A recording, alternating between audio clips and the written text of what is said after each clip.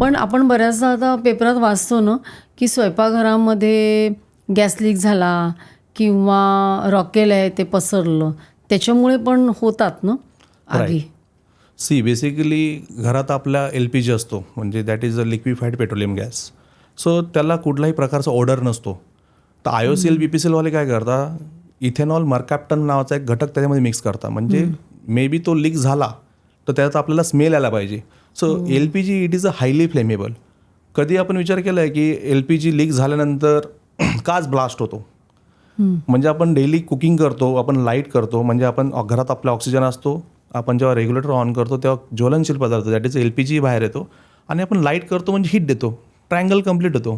Triangle complete झाल्यानंतर तो आपण स्वयंपाक करताना जी आपण कुकिंग करतो आणि कुकिंग झाल्यानंतर आपण गॅस बंद करतो आणि सगळं व्यवस्थित असतं, पण तो कधी ब्लास्ट होत नाही.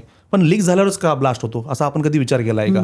सो LPG कधी आपण घरात एंटर केलं म्हणजे राईट बॅटिंग झाली किंवा कोणी आता बऱ्याचशा महिला वर्ग असतात ते त्यांची आवडती सिरियल बघायला बसतात आणि ते गॅस ऑन करून दूध ठेवलं आहे तापायला, ते दूध ओतू जातं आणि तो गॅस कट ऑफ होतो आणि घरात पूर्ण गॅस होतो. आणि गॅस झाल्यानंतर दॅट इज हायली फ्लेमेबल आहे. म्हणजे तुमच्या घरात ऑक्सिजन आहे, gas that is a combustible material, फक्त हीट नाही आहे. तर सर्वात प्रथम आपण काळजी अशी घ्यायला पाहिजे की आपण जेव्हा घरात एंट्री करतोय आणि गॅस लीक झाल्यानंतर आपल्याला स्मेल आला तर सर्वात पहिले ओपन द विंडो, हा that is a main rule आहे. सेकंड रूल असं म्हणतो की कुठल्याही इलेक्ट्रिकल इक्विपमेंटला आपण हात लावायचा नाही.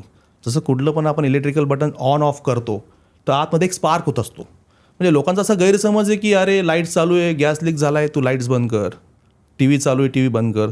तो फार मोठा गैरसमज आहे. तुम्ही कुठल्याही इलेक्ट्रिकल इक्विपमेंटला हात लावू नये, कारण की आता एक स्पार्क होत असतो. म्हणजे बंद नाही करायचं त्यावेळेला. चालू असेल तर चालू ठेवा, बंद असेल तर बंद ठेवा. म्हणजे काय, इन शॉर्ट आपला ट्रायंगल कंप्लीट होईल. तुमच्या घरात ज्वलनशील पदार्थ गॅस आहे, ऑक्सिजन आहे आणि त्याला फक्त एक स्पार्क भेटला तो ट्रायंगल कंप्लीट होईल आणि ब्लास्ट होऊ शकतो.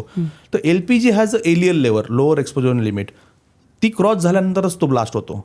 मग थोडक्यात काय आहे, तिसरी गोष्ट आपण काय करायचं की आपण रेग्युलेटर ऑफ केल्यानंतर आपण घरात झाडू मारला, गॅस लीक झाल्यानंतर झाडू मारायचं कारण असं की आपल्या किचनमध्ये जो गॅस स्प्रेड झाला आहे तो स्प्रेड झाल्यानंतर तिथं त्याची एलियल लेवल जास्त असतं, लोअर एक्सप्लोजन लिमिट, म्हणजे त्याला जर हीट भेटल्यानंतर तो एक्सप्लोड होऊ शकतो. आपण झाडू मारल्यानंतर तो स्प्रेड होतो आणि chances of the survival will be more, म्हणजे तो एक्सप्लोड व्हायचे चान्सेस कमी होतात. अशा प्रकारे आपण त्याची काळजी घ्यायला पाहिजे. आणि जे आपण बघतो ना कधी हॉटेलमध्ये किंवा काही त्यांचे ते स्टोव असतात आणि ते तिथे रॉकेल असतं, तर तेव्हासुद्धा आगीमुळे त्याचा भडका उडतो ना, बऱ्याचदा ते सांडतं रॉकेल किंवा काही.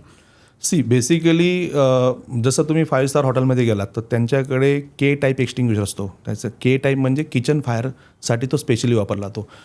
आग लागण्याचं मुख्य कारण जसं आपण तुम्ही कुकिंग करताना तेल गरम झालं, तुम्ही त्याच्यावर पाणी वापरू नाही शकत. म्हणजे आपण लहानपणापासून शिकत आलेलो की आगीचा शत्रू हा पाणी आहे.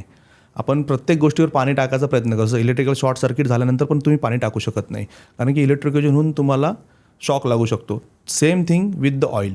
जेव्हा ऑइल गरम असतं, जेव्हा ऑइलवर तुम्ही पाणी टाकलं, oil is lighter than water, oil अजून फ्लोट होईल आणि तुमची आग वाढायचे चान्सेस जास्त होतील.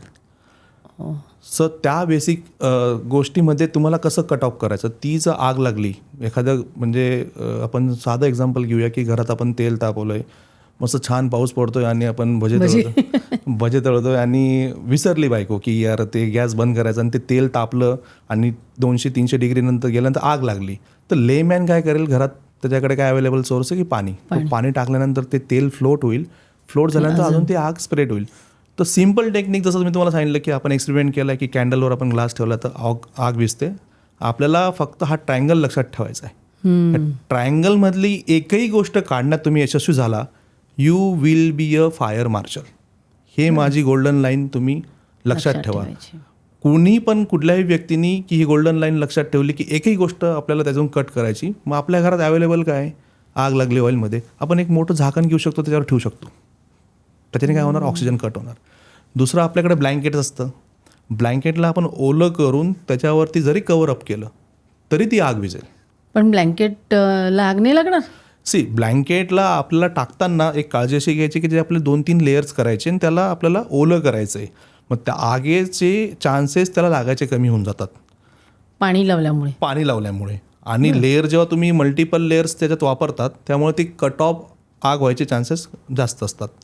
I am not talking about blaze fire. Blaze फायरला ते ॲप्लिकेबल नाही, एक छोटीशी कढईतल्या आगला ते ॲप्लिकेबल आहे. दुसरी गोष्ट की आपण फायर ब्लँकेट पण घरात ठेवू शकतो. समजा म्हणजे जनरली मी तुम्हाला अशासाठी सांगतोय की आपण ब्लँकेट्स जे 2-3 लेअर करा, कारण की आपल्याकडे फायर ब्लँकेट नसतं. घरामध्ये कोणी फायर ब्लँकेट ठेवत नाही, कोणी एक्स्टिंग्विशर्स पण ठेवत नाही. तर फायर ब्लँकेट काय करतं, fire blanket has another characteristic, ती 2 तास रेजिस्टन्स असतं. म्हणजे तुम्ही आगीत 2 तास जरी टाकलं तर ते जळणार नाही. म्हणजे फायर ब्लँकेट काय असतं आणि ते आपण प्रत्येकाने घरात ठेवायला हवं? प्रत्येकाने घरात ठेवायला हवं. माझं सेमच एक प्रश्न आहे की आपण जेव्हा हॉटेलला जेवायला गेलो, 2,000 रुपये बिल होतं, 3,000 बिल होतं, आपण ते एकदम सहजपणे येतो, बर्गर खातो, पिझ्झा खातो, आपण त्याच्यावर 2-2, 3-3 हजार रुपये खर्च करतो. पण आपण सेफ्टीसाठी कधी विचार केला आहे का? एक छोटासा एक्स्टिंग्विशर आपल्या घरात हवा, एक फायर ब्लँकेट आपल्या घरात हवं, एक टॉर्च हवी. या 3 गोष्टींचं आपण एक कॉम्बो करून घरात ठेवलं, ते एमर्जन्सीमध्ये आपल्याला कधी पण कामात येऊ शकतं. म्हणजे काय, एक फायर एक्स्टिंग्विशर असला, इट इज अ एक्स्टिंग्विशिंग एजंट. तुम्ही एमर्जन्सीमध्ये तो वापरून ती आग विझू शकता. फायर ब्लँकेट किती कॉस्ट आहे त्याची? हार्डली 1,000 ते 1,200 रुपये. एक्स्टिंग्विशर 1,000 ते 1,200 रुपये आणि एक टॉर्च साधारण 200-300 रुपये. एक कॉम्बो करून तुमचा 3,000 रुपयात तो सगळा कॉम्बो होतो. पण तोच तुमच्या लाईफ सेव्हिंगसाठी कामात येऊ शकतो फ्युचरमध्ये. कधी असा देव ना करो अशी घटना आपल्यासोबत घडो, पण अशा घटना घडल्यानंतर तेच किट आपल्याला वाचवू शकतं. ही क्लिप शेवटपर्यंत बघितल्याबद्दल खूप खूप धन्यवाद.